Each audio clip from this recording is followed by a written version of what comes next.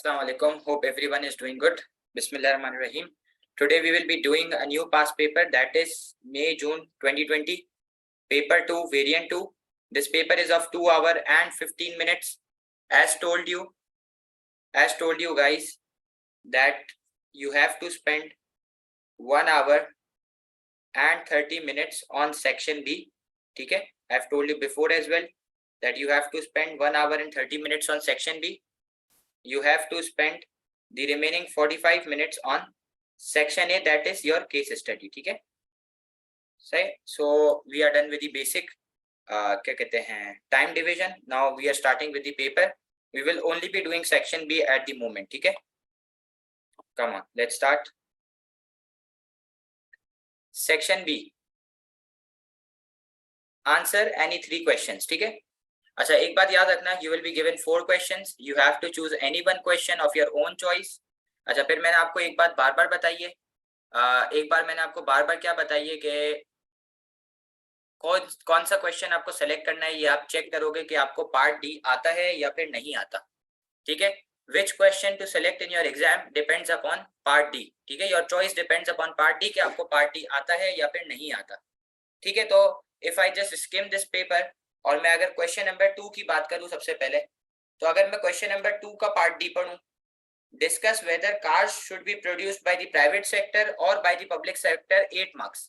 तो जैसे ही मैंने क्वेश्चन देखा तो मुझे पता चल गया कि मुझे जो सेकंड वाला क्वेश्चन है उसको सेलेक्ट करना है. ठीक है, सही. अच्छा, फिर मैं क्वेश्चन नंबर 3 के ऊपर आता हूं. तो जैसे ही मैंने क्वेश्चन नंबर 3 का पार्ट डी पढ़ा तो मैंने देखा पार्ट डी में लिखा हुआ है डिस्कस वेदर और not a central bank should raise the rate of interest. तो जैसे ही मैंने क्वेश्चन नंबर 3 का पार्ट डी देखा तो मुझे पता चला कि यार मुझे ये भी आता है. ठीक है, फिर मैं क्वेश्चन नंबर 4 के पार्ट डी की तरफ गया तो मैंने देखा कि क्वेश्चन नंबर 4 का पार्ट डी कह रहा है डिस्कस वेदर और not an ageing population is a benefit to an economy, 8 marks. ठीक है, क्वेश्चन नंबर 2 और क्वेश्चन नंबर 3 तो मेरे स्टूडेंट ने सेलेक्ट ऑलरेडी कर लिया है. अब क्वेश्चन नंबर 4 या क्वेश्चन नंबर 5, उसके लिए हम पहले 4 का हमने डी पार्ट पढ़ा, अब हम 5 का डी पार्ट पढ़ते हैं. आओ देखते हैं 5 का डी पार्ट क्या कह रहा है. Question number 5 part D, discuss whether और not mergers would benefit an economy, 8 marks. ठीक है, तो मैं जो है वो क्वेश्चन नंबर 2 करता, क्वेश्चन नंबर 3 करता, क्वेश्चन नंबर 5 करता. I won't do question number 4 क्योंकि मुझे उसका 8 मार्कर काफी डिफिकल्ट लग रहा था. ठीक है, तो now let's start with the paper. हम लोगों ने एक ऊपर से इसको स्किम कर लिया कि हमें कौन सा क्वेश्चन करना चाहिए. ठीक है, तो आप लोगों को मुझे सिर्फ ये सिखाना था सबसे पहले कि पेपर की चॉइस डिपेंड्स अपॉन आपको कौन सा क्वेश्चन सेलेक्ट करना है, डिपेंड्स अपॉन पार्ट डी कि आपको पार्ट डी आता है या फिर नहीं आता. ठीक है, अभी आप लोग जब पेपर कर रहे होगे तो आपको दिखेगा भी कि यार पार्ट डी वाकई में उसका वो वाला जो क्वेश्चन जो हमने सेलेक्ट नहीं करा वो वाकई में मुश्किल था. ठीक है, चलो let's start. Question number 2 part A, define external cost. ठीक है, क्वेश्चन नंबर 2 पार्ट ए, define external cost. External cost मैंने आप लोगों को मार्केट फेलियर के चैप्टर में पढ़ाया था और मैंने आपको ये बात बताई भी थी कि एक्सटर्नल कॉस्ट वो कॉस्ट होती है जो कौन बेयर करती है. एक्सटर्नल कॉस्ट वो कॉस्ट होती है जो कौन बेयर करती है, थर्ड पार्टी बेयर करती है. कौन बेयर करती है, थर्ड पार्टी बेयर करती है. और एक्सटर्नल कॉस्ट की एग्जांपल क्या थी, एक्सटर्नल कॉस्ट की एग्जांपल थी पॉल्यूशन और एक्सटर्नल कॉस्ट की एग्जांपल थी पैसिव स्मोकिंग. ठीक है, तो एक्सटर्नल कॉस्ट वो कॉस्ट होती है जो कौन बेयर करती है, जो थर्ड पार्टी बेयर करती है. और इसकी एग्जांपल हम लोग को दी पॉल्यूशन और पैसिव स्मोकिंग. मैं इसको उर्दू में 2 मिनट में जरा समझा देता हूँ. मेरे कोई भी एक्ट करने की वजह से अगर किसी थर्ड पार्टी को नुकसान होता है तो उस नुकसान को हम लोग कहते हैं एक्सटर्नल कॉस्ट. लेट्स से कि सिगरेट मैंने पी और मेरे उस सिगरेट पीने की वजह से मेरे बराबर वाले को कोई बीमारी हो गई, तो मेरे सिगरेट पीने की वजह से उस बराबर वाले बंदे को नुकसान हुआ. तो वो बराबर वाला बंदा कौन था, he was a third party. उसका मेरे से कोई लेना देना नहीं था और उसको बिला वजह नुकसान हो गया. तो इस नुकसान को हम लोग क्या कहते हैं, इसको हम लोग एक्सटर्नल कॉस्ट कहते हैं. तो एक्सटर्नल कॉस्ट वो कॉस्ट है जो कि थर्ड पार्टी बेयर करती है और जिसके लिए कोई कंपनसेशन पे नहीं होती. ठीक है, वो जब हॉस्पिटल में एडमिट होगा तो उसके लिए कोई कंपनसेशन पे नहीं हो रही है. ठीक है ना, तो एक्सटर्नल कॉस्ट वो कॉस्ट है जो कौन बेयर करती है, थर्ड पार्टी. और इसकी एग्जांपल है पॉल्यूशन या फिर पैसिव स्मोकिंग. ठीक है, moving towards question number 2, explain 2 influences on whether demand for a product is price elastic or price inelastic. सवाल ये कह रहा है कि मुझे 2 ऐसे फैक्टर्स बता दो जो ये डिटरमाइन कर दें मुझे कि मेरे प्रोडक्ट की डिमांड या तो इलास्टिक होगी या तो इनइलास्टिक. सबसे पहले आपको ये पता होना चाहिए कि इलास्टिक डिमांड के अंदर सब्स्टिट्यूट्स ज्यादा होते हैं। इलास्टिक डिमांड में there are more substitutes available, और इन इलास्टिक डिमांड के अंदर there are less substitutes available. क्या बोला मैंने? सबसे पहले आपको ये पता होना चाहिए कि इलास्टिक में there are more substitutes available और इन इलास्टिक में there are less substitutes available. तो इलास्टिक के केस में कंज्यूमर फौरन से स्विच मारेगा, और इन इलास्टिक के केस में कंज्यूमर स्विच नहीं मार सकता। क्यों नहीं मार सकता? क्योंकि उसके पास ऑप्शंस कम है, यानी कि सब्स्टिट्यूट्स कम है। अब ये बोल रहा है कि मुझे ऐसे दो फैक्टर बता दो जो कि आपको ये डिटरमाइन कर दें कि आपके प्रोडक्ट की डिमांड या तो इलास्टिक है या तो इनइलास्टिक। मैं आपको चार फैक्टर बताऊंगा, फिर आप कोई भी दो अपनी मर्जी के लिख देना, ठीक है? अच्छा, पहला factor, the first factor you can write is availability of substitutes. The first factor which you can write is availability of substitutes. मुझे एक बात बताओ, अगर सब्स्टिट्यूट्स ज्यादा हैं तो डिमांड इलास्टिक होती है, अगर एक गुड के सब्स्टिट्यूट्स कम है तो डिमांड इनइलास्टिक होती है, ठीक है? सेकंड फैक्टर इज एडिक्शन और नॉन एडिक्शन। आप सबको पता है कि दो गुड्स होते हैं, एक होता है मेरिट गुड और एक होता है डीमेरिट गुड, ठीक है? दो गुड्स होते हैं, एक होता है मेरिट गुड और एक होता है डीमेरिट गुड। मेरिट गुड होता है हेल्थ और एजुकेशन, और डीमेरिट गुड होता है सिगरेट्स, अल्कोहल। तो मुझे एक बात बताओ, सिगरेट्स और अल्कोहल आदत है, एडिक्शन है, और एडिक्शन की डिमांड इनइलास्टिक होगी क्योंकि आप उसके लिए ज्यादा प्राइस पे करने के लिए रेडी हो गए। सिगरेट्स के सब्स्टिट्यूट्स कम है, ठीक है? और अगर एक प्रोडक्ट नॉन एडिक्शन है तो उसकी डिमांड इलास्टिक है, फॉरन से कंज्यूमर स्विच मारेगा, ठीक है? Third factor is proportion of income spent। अगर एक गुड के ऊपर high proportion of income spend हो रही है तो उस गुड की डिमांड होती है इलास्टिक, क्योंकि आप लग्जरीज के ऊपर ज्यादा खर्च करते हो, ठीक है? अगर एक गुड के ऊपर high proportion of income spend हो रही है तो उस गुड की डिमांड है इलास्टिक, क्योंकि आप हाई प्रोपोर्शन ऑफ इनकम किसके ऊपर स्पेंड करते हो? लग्जरीज के ऊपर। अगर एक गुड के ऊपर लो प्रोपोर्शन ऑफ इनकम स्पेंड हो रही है तो you spend low proportion of income on necessity, और नेसेसिटी गुड्स की डिमांड क्या होती है? नेसेसिटी गुड्स की डिमांड इनइलास्टिक होती है, ठीक है? नेसेसिटी गुड्स की डिमांड क्या होती है? नेसेसिटी गुड्स की डिमांड इनइलास्टिक होती है, ठीक है? तो मैंने आपको क्या बताया? मैंने आपको बताया कि अगर एक गुड एडिक्शन है तो उसकी डिमांड इनइलास्टिक है, अगर एक गुड नॉन एडिक्शन है तो उसकी डिमांड इलास्टिक है। अगर एक गुड ज्यादा प्रोपोर्शन ऑफ इनकम कंज्यूम करता है तो उसकी डिमांड इलास्टिक, अगर एक good low proportion of income consume करता है तो उसकी demand inelastic. What is the last factor? Your last factor is your nature of product, ठीक है? मेरे पास जगह खत्म है तो मैं यहाँ पे लिख रहा हूँ, your last factor is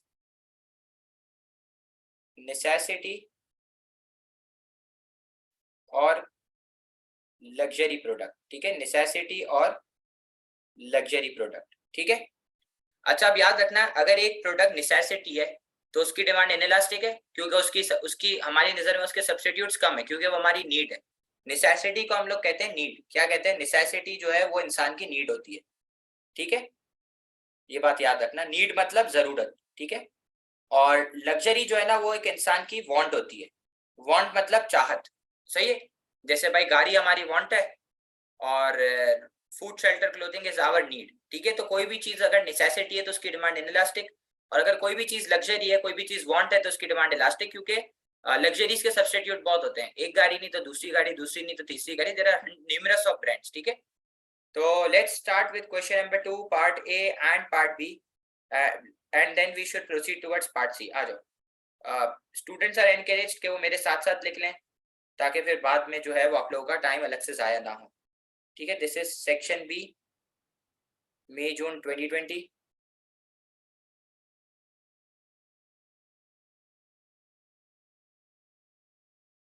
May June 2020, paper 2, variant 2, section B, ठीक है? Question number 2 part A. सबसे first, your first question is what is external cost. तो मैंने आपको बताया भी था कि एक्सटर्नल कॉस्ट वो कॉस्ट है जो थर्ड पार्टी बेयर करती है। मैं इधर लिख देता हूं, external cost is the cost borne by third party।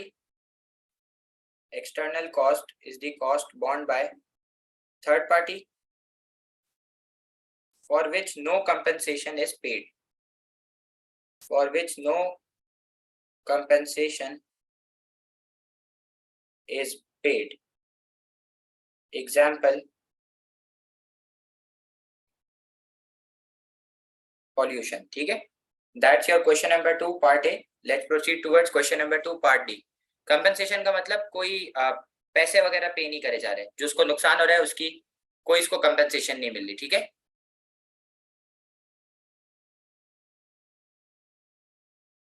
The first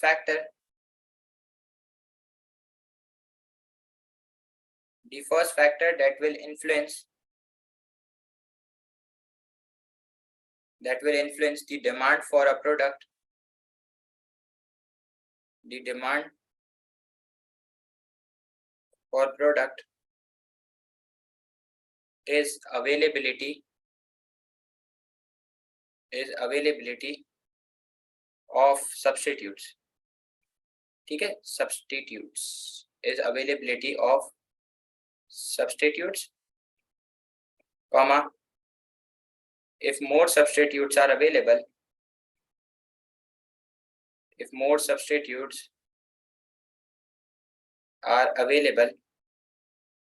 so the demand is said to be price elastic. So the demand is said to be price elastic as consumers have less chances to switch, ठीक है, as consumers have less chances to switch, ठीक है। तो I hope आपको first factor बिल्कुल clear होगा। देखो आप लोगों को समझ आ रहा है कि पेपर में आप लोगों को किस तरीके से आंसर लिखना है, ठीक है। ओके चलो, another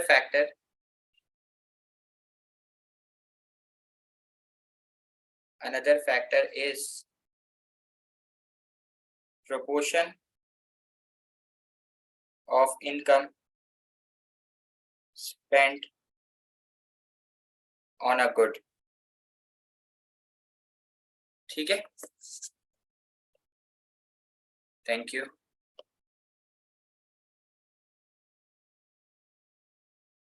if a good consumes high proportion of income, if a good consumes high proportion of income of an individual, so the demand is price elastic as more is spent on luxury goods, ठीक है। ये हो गया question number 2 part A and part B, ठीक है। Now proceeding towards question number 2 part C. Part C is very easy, I have told you before as well कि paper में 2 सवाल आएंगे, उसको बिल्कुल पक्का करें, ठीक है। देयर आर 99% चांस कि पेपर में ये 2 सवाल आएंगे, एक पीपीसी का और एक डिमांड सप्लाई डायग्राम का, तो इसको प्लीज पक्का कर ले।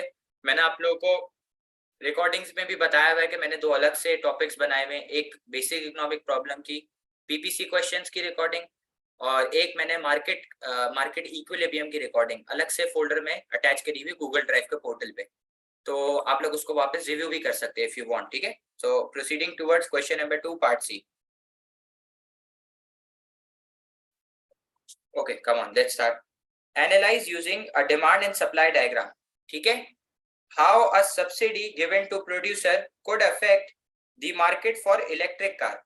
6 मार्क मैंने बोला भी है आपको कि जब भी 6 मार्क का क्वेश्चन आएगा और उसने बोल दिया using demand and supply diagram या फिर उसने बोल दिया using production possibility curve, so you get 4 marks for making the diagram and you get 2 marks for explaining it। So what is the mark distribution over here? You will get 6 marks for 4 marks for the diagram and 2 marks for explaining it। I will show you the marking scheme as well, don't worry, okay। सबसे पहले तो मुझे ये बता दो कि ये subsidy होती क्या चीज है, ठीक है। आपने बोला सर सब्सिडी आपने बोला सर सब्सिडी एक ग्रांट या फिर एक कैश पेमेंट होती है। Subsidy is a grant or a cash payment. Subsidy is a grant or a cash payment provided by the government to the producer, which will reduce cost of producer, which will motivate the producer to increase its supply। और जब भी supply बढ़ती है किसी भी चीज की तो वो चीज सरप्लस में होगी, और सरप्लस में होने की वजह से उसकी प्राइस रिड्यूस हो जाएगी, और जब भी प्राइस रिड्यूस होगी so according to the law of demand consumer quantity demand को बढ़ा देगा। ठीक है, तो अगर मैं इधर बात करूं सब्सिडी की कि सब्सिडी से क्या होगा, तो आपने बोला सर सब्सिडी से प्रोडक्ट की सप्लाई बढ़ जाएगी। ठीक है, तो डायग्राम बनेगी, सप्लाई कर्व किधर शिफ्ट मारेगा, राइट वर्ड शिफ्ट मारेगा। और डायग्राम बनाते हैं, आई एम जूमिंग इन। ठीक है, देखो सबसे पहले you need to make 2 axes. ठीक है, labelling is very important, labelling carries a mark. सबसे पहले आपने ऊपर लिख दिया प्राइस ऑफ इलेक्ट्रिक कार्स,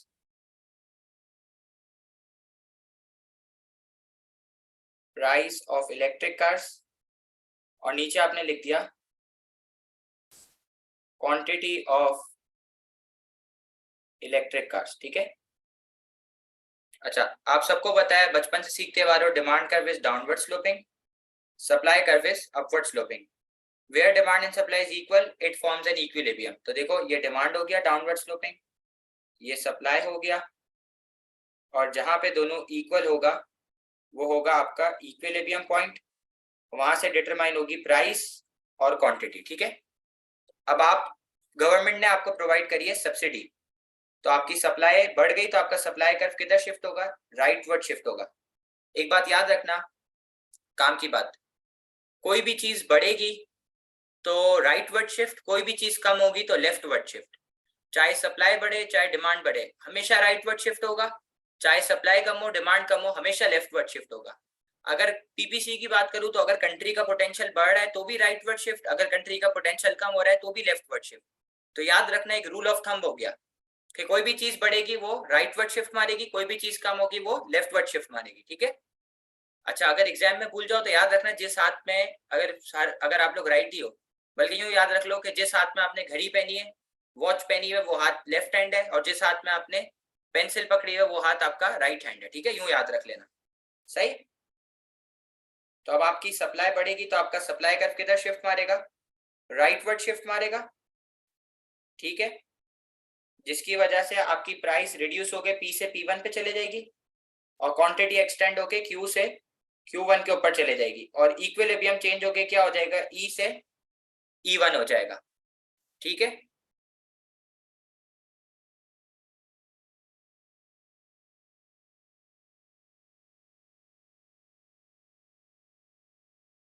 अरे P1 वो पेपर के अंदर घड़ी अलाउड नहीं है, तो सारी जिंदगी तो घड़ी पहनी है ना, कौन सा हाथ में पहनी है, पागल। ठीक है, चलो अब मुझे ये बताओ कि इस डायग्राम को एक्सप्लेन कैसे करना है। अच्छा सबसे पहले आप इसको बताओगे, an increase in supply, an increase in supply from S to an increase in supply from S to S1 due to an increase in supply from S to S1 due to provision of subsidy by the government, due to provision of subsidy by the government will create surplus of electric cars। ठीक है, ये बहुत mention करना जरूरी है, will create surplus of electric cars causing equilibrium price to decrease from P to P1। देखो supply बढ़ेगी उसकी वजह से सरप्लस होगा, और सरप्लस होने की वजह से प्राइस रिड्यूस हो जाएगी। ठीक है, सही। अब यहाँ पे 2 मिनट होल्ड करके काम की बात बता रहा हूँ आप लोगों को। मुझे एक बात बताओ, चैट बॉक्स पे सप्लाई कौन करता है, प्रोड्यूसर या कंज्यूमर? आपने बोला सर सप्लाई प्रोड्यूसर करता है, तो कहानी रिस्पॉन्ड कौन करेगा? रिस्पॉन्ड कंज्यूमर करेगा, इसलिए देखो डिमांड कर्व के अंदर मूवमेंट हो रही है, ठीक है। रिस्पॉन्ड किसने करा है? कंज्यूमर ने। तो अब बताओ प्राइस कम होगी तो सिग्नल किसको मिलेगा? कंज्यूमर को। तो मैं इधर लिख दूं which will provide signal to consumer, which will provide signal to consumer, so he will extend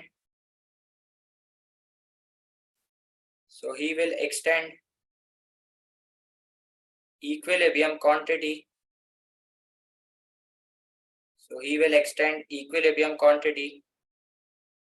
from Q to Q1, comma this is how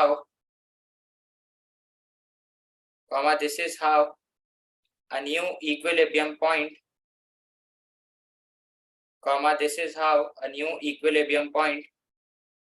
is achieved from E to E1, ठीक है। इस तरीके से नया इक्विलिब्रियम अचीव हो गया E से E1 पे। Last thing which I forgot to mention, very important thing, supply curve ने शिफ्ट मारा, डिमांड कर्व में क्या हुई है? सप्लाई कर्व ने क्या करा है? सप्लाई कर्व ने शिफ्ट मारा है, राइटवर्ड शिफ्ट। और डिमांड कर्व में क्या हो रही है? इसको हम लोग कहते हैं मूवमेंट। क्या कहते हैं? मूवमेंट। तो ये बात भी आपको मेंशन करना जरूरी है। Also movement along the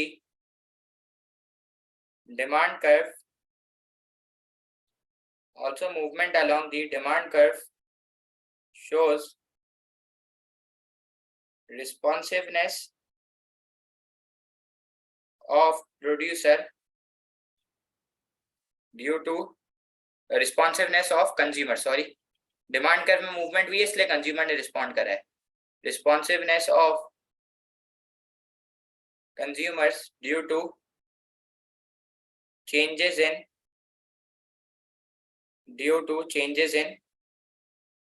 supply.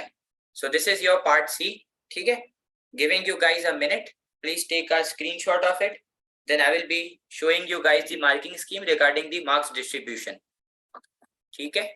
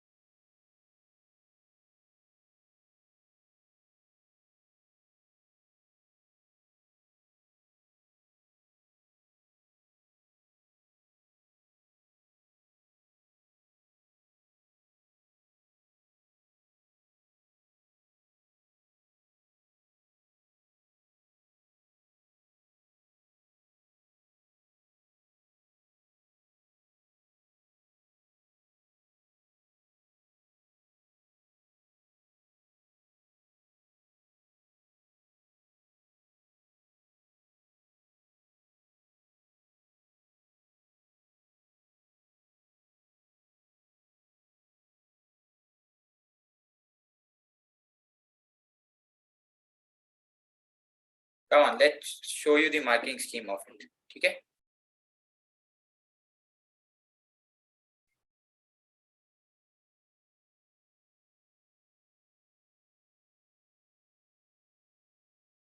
Okay, so see the marking scheme I have opened for you guys, check it। ये कह रहा है कि अगर किसी ने ऊपर प्राइस और क्वांटिटी लिख दिया, किसी ने अगर प्राइस ऑफ इलेक्ट्रिक कार और नीचे क्वांटिटी ऑफ इलेक्ट्रिक कार लिख दिया तो मैं उसको 1 मार्क्स देख दूं, 1 मार्क्स उसको अवॉर्ड कर दूंगा सिर्फ एक्सेस करेक्टली लेबल करने का। फिर उसने बोला जिसने डिमांड और सप्लाई कर्व को करेक्टली लेबल करा, जिसने डिमांड कर्व डाउनवर्ड और सप्लाई कर्व अपवर्ड बनाया उसको 2nd मार्क मिल गया। फिर जिसने सप्लाई कर्व को राइट पे शिफ्ट करा उसको 3rd मार्क मिला। फिर जिसने न्यू प्राइस, न्यू क्वांटिटी और न्यू इक्विलिब्रियम मार्क करा उसको जो है वो 4th मार्क मिल जाएगा। तो देखो 4 नंबर तो उसने आपको सिर्फ डायग्राम बनाने के दे दिए। What can be more easy than this, ठीक है। अच्छा, फिर इसने बोला 2 मार्क्स फॉर एनालिसिस, मतलब उसने 2 मार्क्स आपको एक्सप्लेनेशन के दिए कि आपकी प्राइस कम होगी, आपकी क्वांटिटी बढ़ जाएगी। हमने एक्सप्लेन करा ना कि इक्विलिब्रियम प्राइस रिड्यूस होगी P से P1 पे, क्वांटिटी एक्सटेंड होगी Q से Q1 के ऊपर, इक्विलिब्रियम चेंज होगा E से E1 के ऊपर। So basically you get 6 marks for the complete question, ठीक है। Now proceeding towards part D. ठीक है, giving you guys a minute, let me know if everything is clear to everyone. ठीक है, waiting for your answer guys.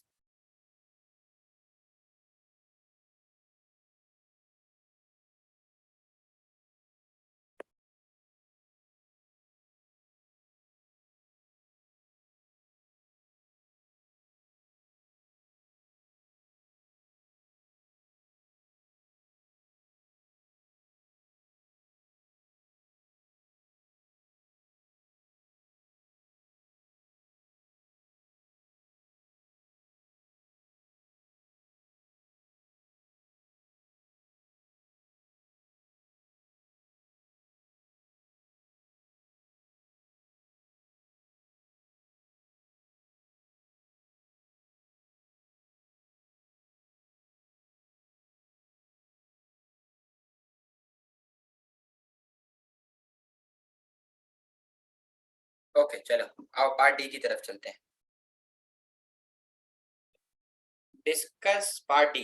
Discuss whether cars should be provided by private sector और the public sector 8 marks. देखो याद रखना, part D है ना बच्चों का गलत होता है. एग्जामिनर ने अपनी रिपोर्ट के अंदर कहा था, एग्जामिनर रिपोर्ट में, कि पार्ट डी जो है वो बच्चे गलत करते हैं, क्योंकि बच्चों को पार्ट डी में समझ ही नहीं आता कि करना क्या. ठीक है, अब देखो पहले एक बात याद रखना, पार्ट डी के अंदर है ना आपको दो चीजें लिखनी है. एक तो ये लिखना है कि हाँ गाड़ी प्राइवेट प्रोड्यूसर को प्रोड्यूस करनी चाहिए, प्राइवेट सेक्टर को, और क्यों पब्लिक सेक्टर को प्रोड्यूस करनी चाहिए.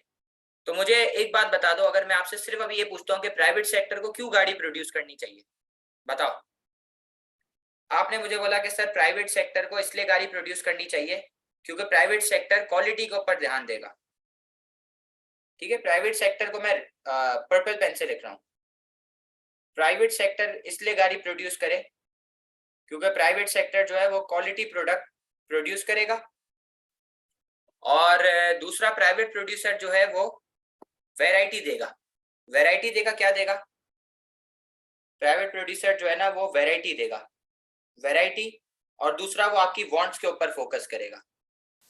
ठीक है, फिर प्राइवेट सेक्टर के अंदर सिंस कंपटीशन ज्यादा होगा तो उसकी वजह से देयर आर चांसेस कि आपको गाड़ी जो है वो, कार्स जो है वो सस्ती भी मिले, उनकी प्राइसेस भी कम हो. ठीक है, दूसरा प्राइवेट प्रोड्यूसर जो है ना वो बहुत ज्यादा एफिशिएंट होगा तो उसकी प्रोडक्ट गुड क्वालिटी का होगा. ठीक है, अब ये तो मैंने कुछ पॉइंट्स प्राइवेट सेक्टर के रिलेटेड बता दिए. अब मुझे एक बात बताओ, पब्लिक सेक्टर को क्यों गाड़ी प्रोड्यूस करनी चाहिए? इसका ये मैं रेड पेन से लिख रहा हूँ. पब्लिक सेक्टर को क्यों प्रोड्यूस करनी चाहिए? क्योंकि वो आप लोग, वो कंज्यूमर्स को चीपर कार्स प्रोवाइड करेगा जो कि सबके लिए अफोर्डेबल होगी, लो कॉस्ट पे देगा. ठीक है, दूसरा हम ये लिख सकते हैं कि पब्लिक सेक्टर को इसलिए प्रोड्यूस करनी चाहिए क्योंकि वो एक्सटर्नल कॉस्ट को कंसिडरेशन में लेगा. किसको लेगा? एक्सटर्नल कॉस्ट को कंसिडरेशन में लेगा कि भाई गाड़ियों से जो है ना, गाड़ियों के स्मोक से, जो गाड़ियों के इंजन से स्मोक आता है उससे जो है वो सोसाइटी को नुकसान है, तो वो एक्सटर्नल कॉस्ट को कंसिडर करेगा. और क्या करेगा? और क्यों पब्लिक सेक्टर को प्रोवाइड करना चाहिए? और बताओ. पब्लिक सेक्टर को इसलिए प्रोवाइड करना चाहिए क्योंकि वो इंश्योर करेगा कि it is available for everyone. Ensure it is available for everyone. ठीक है ना, वो इसलिए ये भी चेक करेगा कि यार ये सबके लिए अवेलेबल हो. और पब्लिक सेक्टर गाड़ी इसलिए भी प्रोड्यूस करेगा क्योंकि उसका एम होगा कंट्री के अंदर अनएम्प्लॉयमेंट को रिड्यूस करना. ठीक है, अनएम्प्लॉयमेंट को कम करना, इसलिए पब्लिक सेक्टर को गाड़ियां प्रोड्यूस करनी चाहिए. दूसरा, पब्लिक सेक्टर को इसलिए प्रोड्यूस करनी चाहिए क्योंकि वो लोग जो अफोर्ड नहीं कर सकेंगे उसको सब्सिडी दे देगा, गाड़ी पे सब्सिडी भी प्रोवाइड कर सकता है. ठीक है, और पब्लिक सेक्टर जो है वो मोनोपोली को भी डिस्करेज करेगा. ठीक है, पब्लिक सेक्टर जो है वो मोनोपोली को भी डिस्करेज करेगा, यानी कि पब्लिक सेक्टर, यानी कि गवर्नमेंट अलाउ नहीं करेगा कि वो किसी को एक्सेसिव प्राइसेस चार्ज करने दे. ठीक है, so this is your part D. Now let's see what the marking scheme says about it. ठीक है,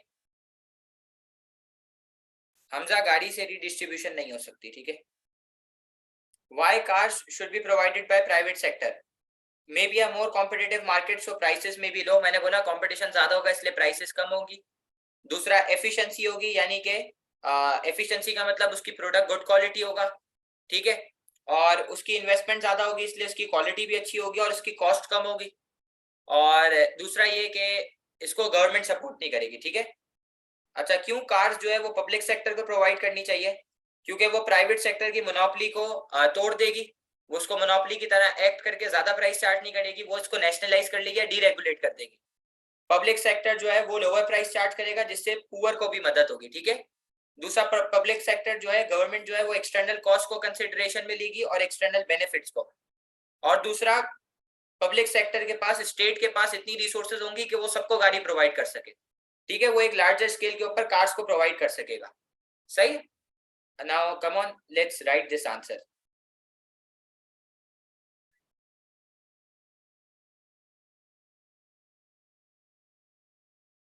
पार्ट डी आ जाओ। देखो याद रखना, 8 मार्क्स के क्वेश्चन के अंदर you have to write 4 points, ठीक है। 8 मार्क के क्वेश्चन के अंदर, I am repeating it again, you have to write 4 points, 2 on the one side, 2 on the other side, 2 for private sector, 2 for public sector. अच्छा, एक बात बच्चों को नहीं पता, कंक्लूजन हमारे पेपर में से अब रिमूव हो गई है। 8 मार्कर रिक्वायर्स नो कंक्लूजन, ठीक है। अगर कंक्लूजन होती तो इस मार्किंग स्कीम में कहीं मेंशन हुआ होता, ठीक है। There is no conclusion in 8 marker, ठीक है। चलो,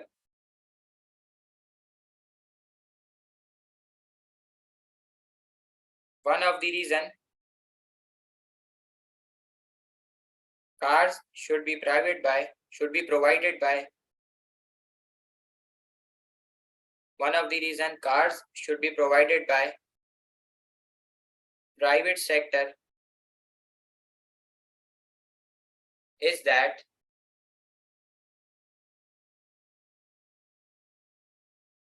as they have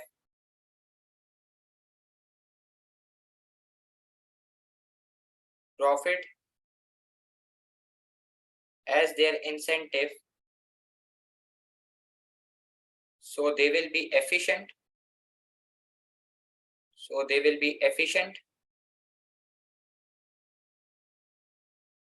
and will produce cars at a lower cost,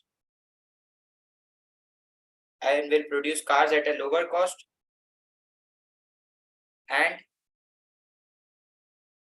in a better quality, ठीक है। ये आपका फर्स्ट रीजन हो गया, ठीक है। Just give me a second.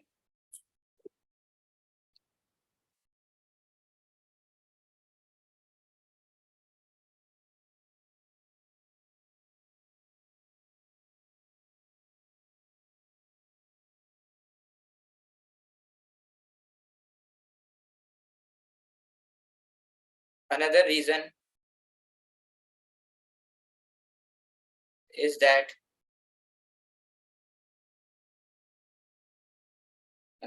that there will be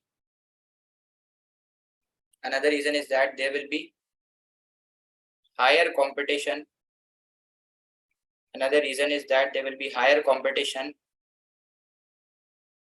in private sector.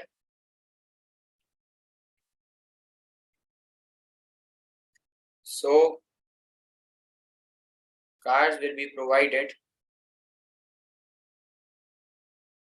at a lower prices.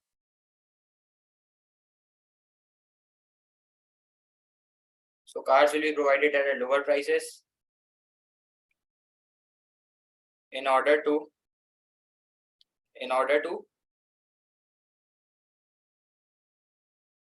compete in the market, ठीक है।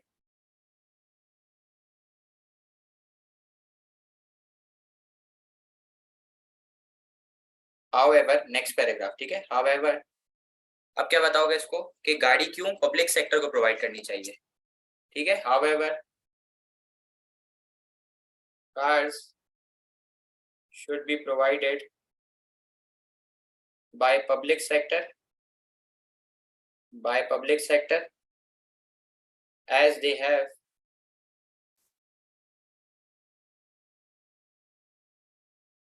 have large amount of financial resources, so can provide cars on a larger scale, which will be available for everyone at a cheaper rate. ठीक है, at a cheaper price कर लो, rate नहीं, ठीक है, at a cheaper price. Lastly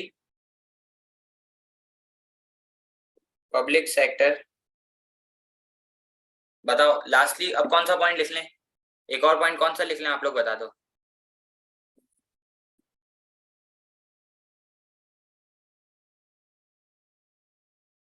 monopoly. Lastly public sector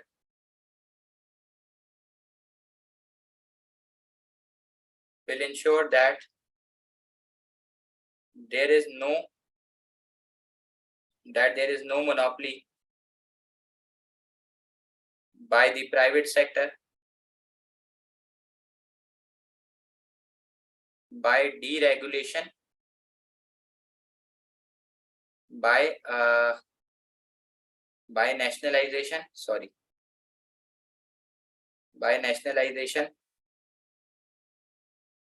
as they might be restricting their supply,